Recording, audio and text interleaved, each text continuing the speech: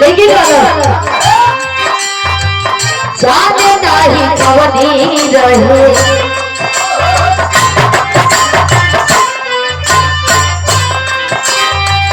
जाने नहीं कवनी रहे झूठा सारा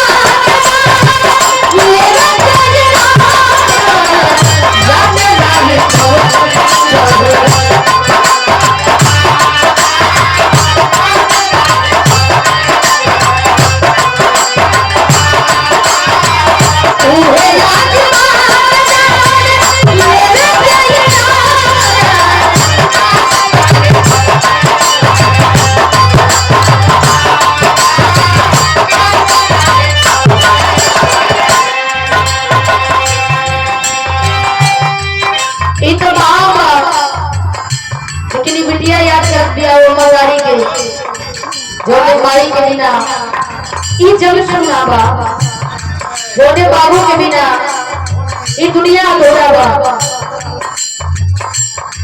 माँ बाबू और गुरु तीन लोग इन लोगों के भगवान से भी ऊंचा दर्जा रह गया बा।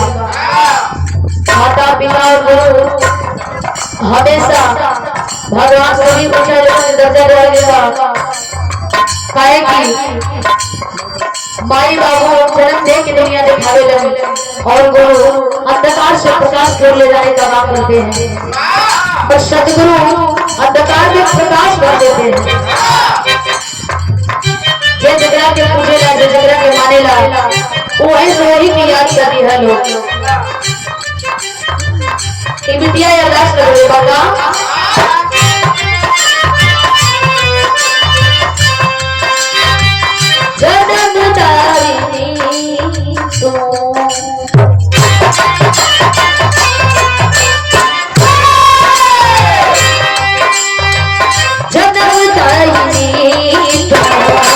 ममता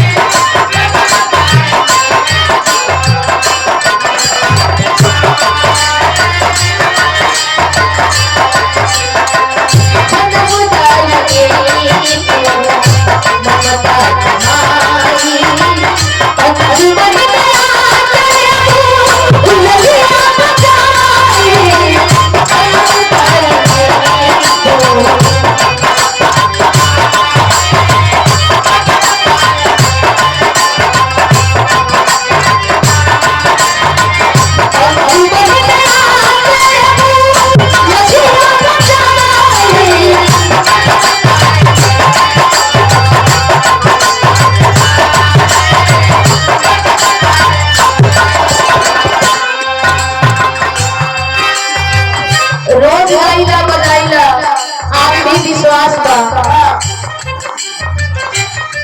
कि अपने बेटी के निराश ना हो। माई बाबू कबो बेटा बिटियन के बुरा ना चाहेला, हमेशा सोचेलन कि हमारा बेटा हमारी बेटी पढ़ लिख के अच्छा शिक्षा पावे, कामयाब हो जाए। माई 9 महीना अपने गर्भ में खून पसीना कतरा कतरा से सींच के 9 महीना धो के दर्द सहके दुनिया देखले बड़ी, और बाबू पूरा जीवन शादी पर बैठा के मेहनत मजदूरी करके और पढ़ाई लिखाई का काम करेलन, हमेशा उच्च शिक्षा दिलाने का काम करेलन। और वो सच्चा के तलाश के नया मार्ग अच्छा दिशा दिखाने का काम करेलन।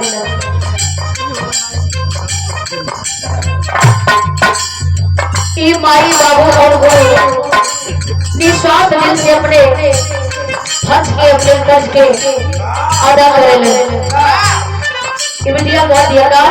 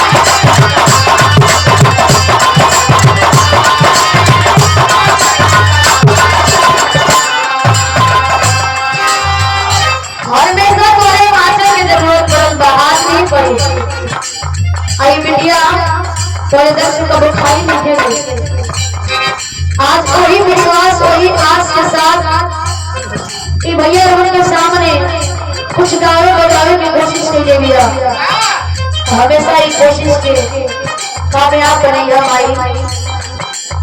हमें कुछ होना चाहिए बस प्यार प्यार आशीर्वाद चाहिए।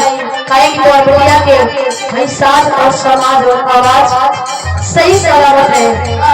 हमेशा गावत बजावत रहे लोगों को प्यार आशीर्वाद पावत रहे। हर रोज रोज भाई भगवान लोग के दर्शन पावत रहे।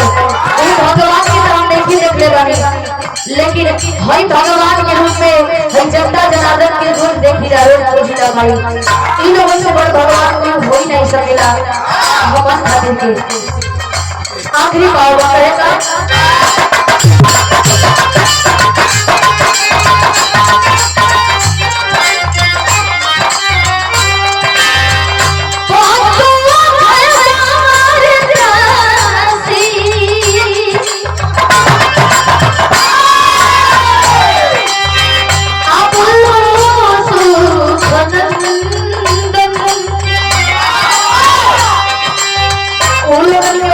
बड़े